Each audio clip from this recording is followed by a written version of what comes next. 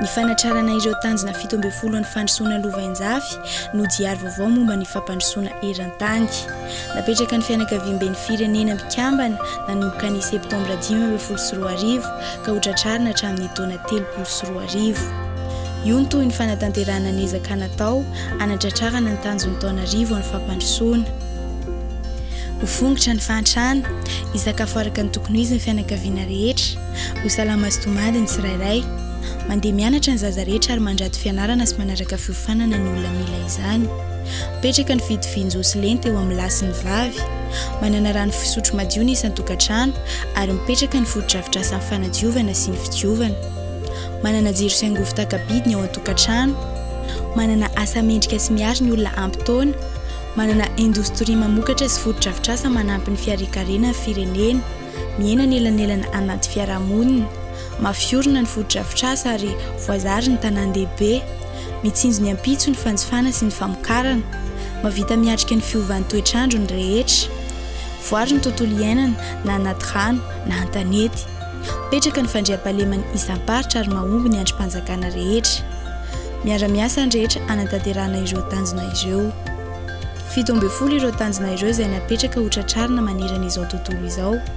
Anisan'ireo firenena 350 nanaiky ny fanamby anatanteraka ny fampiarana izany diary 2024 momba ny fandrosoana lovainjafy izany i Madagasikara.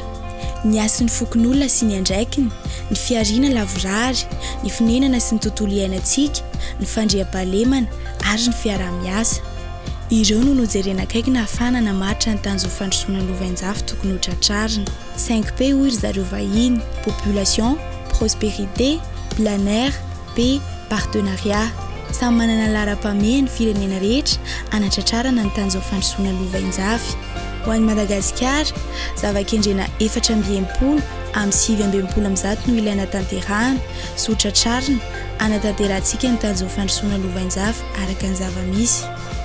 Misy ireo tanjona manafaingana ny fanatrarana ny tanjon'ny fandrosoana lovainjafy hafa na koa hoe objectif accélérateur, ny fijerena mikasika ny fahasalamana, ny fanabeazana, ny miralena, ny asa sy fiariana, ny tanàna, ny fiatrehana ny fiovan'ny toetrandro ary ny fandriam-pahalemana dia tafiditra anatin'ireo tanjona mitarika fiovana na objectif catalytique amin'ny ady amin'ny fahantrana, ny fanjarian-tsakafo ary ny fampihenana ny elanelana misy eo anaty fiarahamonina, fitondrana eny fotony ny ady hevitra sy ny asa mikasika ny fanatanterahana ny tanjon'ny fandrosoana lovainjafy na ny localisation des ODD dia fanohitra iray ho an'ny fampandrosoana ary manome lasitra ara-politika sy ara-paikady ho an'ny mpitarika sy ny mponina handray anjara amin'ny fanatanterahana ny diary-pampandrosoana eran-tany sy mitondra fiovana.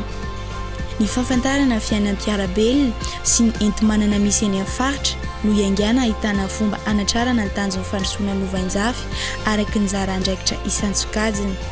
Manana ny anjara asany sy ny anjara pirikiny ny isam-batan'olona amin'ny fanatanterahana ity tanjon'ny fandrosoana lovainjafy ity, miainga avy any amin'ny fandraisana anjarany daholobe, eo koa ny fitondram-panjakana eny fotony sy isa-paritra sy ireo mpisehatra rehetra voakasika.